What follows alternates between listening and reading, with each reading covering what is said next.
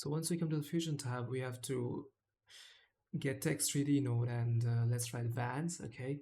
And once we do that, let's go to the extrusion tab and then increase the depth so we can have the 3D border, the bevel. After that, let's go to the shading tab and just uncheck the use one material. So what will happen is now there it will divide the text into two layers, one the front part and the bevel. So the bevel, let's make the color to a solid yellow. You can use textures if you like, but for this one I'll just stick to solid color, and for the front I will use green. Maybe it just looks good. So after that, let's add the merge and camera 3D node. So if you're using DaVinci Resolve, all you have to do is add a fusion composition, and you can drag it down or you can go with it. It's all up to you. But just make sure that everything that I do here, connect that to the media output, okay? That's when it will work. Okay, let's go back to the Fusion tab. So the text is here, yeah, but when we press on render, you see nothing because the camera is not showing anything because the camera is outside a text node. That's why you cannot see it. So let's just drag the camera back a little bit more back so that we can see the full text. So what you have to do is like add a follower node, and then the delay should be like around 4, and just come to the transform section, and then in the rotation value you have to drag the Y value because the Y is the one responsible for spinning the text. Okay, make it 0, and then come to the frame maybe 15 or maybe 20 for. So what happened here is it will move a 360 spin, but as a follower, when you use a follower node, what it will do is it will have this effect on single characters. You don't have to manually do in just like in styled text. So that's how follower works. And there is a delay of 4 seconds. 4 seconds, yeah, 4 frames, my bad. So you see there's a very good, but it's still kind of choppy. You can ease it out very easily by pressing F to it, and for further you can just click it and then push it more, and you will have this very smooth, but it's very still very fast. You see it's still very fast, because I drag this too much, so I can just make it like this. Another thing is that the text, it's not very good. What you can do is maybe add Proxima Nova, which is a very professional text font, and it's having a very cool effect. Another thing that is integrated, and it will, as this text is here now, what you can do is duplicate 3D. We can add duplicate 3D, and what it will do is make this text a duplicate of 2. For right now it's 2 copies 2 here. So right now there's only 2 text, but what we want is like 3 text horizontally and 4 text vertically. So we can do, oh no, another thing we can do is like decrease the size of the text because the text size is so much.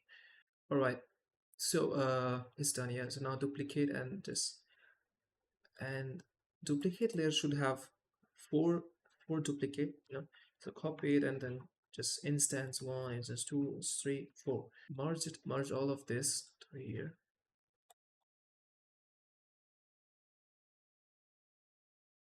So after merging, what we can see is this is the text, okay, this is the movement, and what this duplicate will do, it will create that effect, like that layer, which we will do in edit rather than like, so it's just an easier way because duplicate will already have this thing, there will be 5 layers and it's already done. So after having the 5 duplicates, we have to do is like add a transform node and then press Ctrl C and Ctrl Shift V for instance transform here. So now what we did is like 5 transform nodes are here.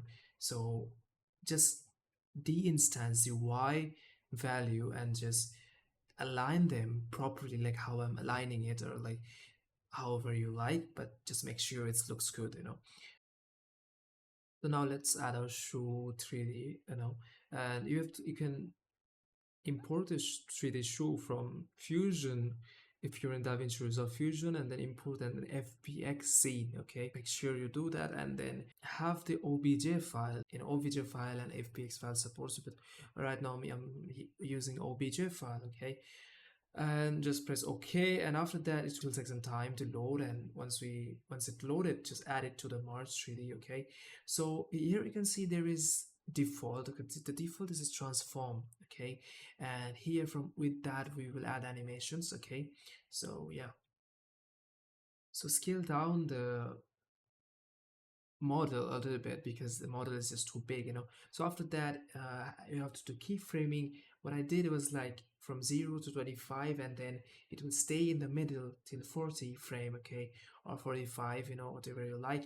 And add the rotation. Okay, you can copy my values if you like. I will give you in the screen, but find your own maybe new style, you know, but you can copy mine, it's really fine. So in 25, it came in the middle, and then from 25 to 45, it stayed there. Okay.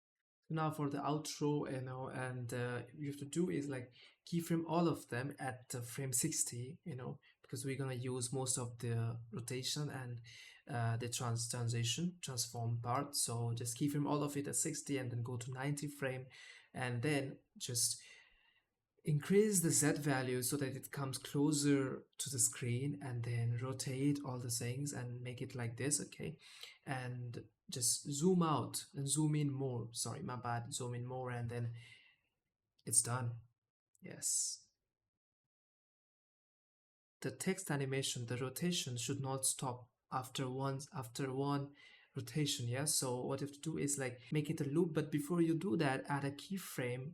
Okay, so that it has a little pause in it for a smoother look when you do that. And the spline is just too harsh, so make it a little bit smoother more. And what we want is, another thing is that the animation should start only when the shoe is close to the middle. Okay, so that is like 25 frame.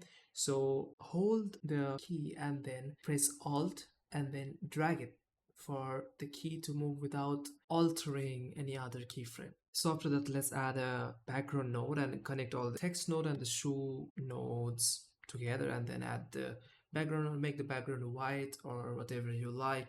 For me, I would keep this white. Okay, and let's add directional light to it. Okay, and direction light, what we'll do is make the text more realistic, which will add a shadow to it. Yeah, so for that, to enable the direction light, you have to go to render and then enable lightning. Okay, but now you can see that in the shoe it is just like plastic, it's like a plastic, so it's because there is this material OBJ. So just remove that, and then it will be normal. Yeah, so I hope you like it.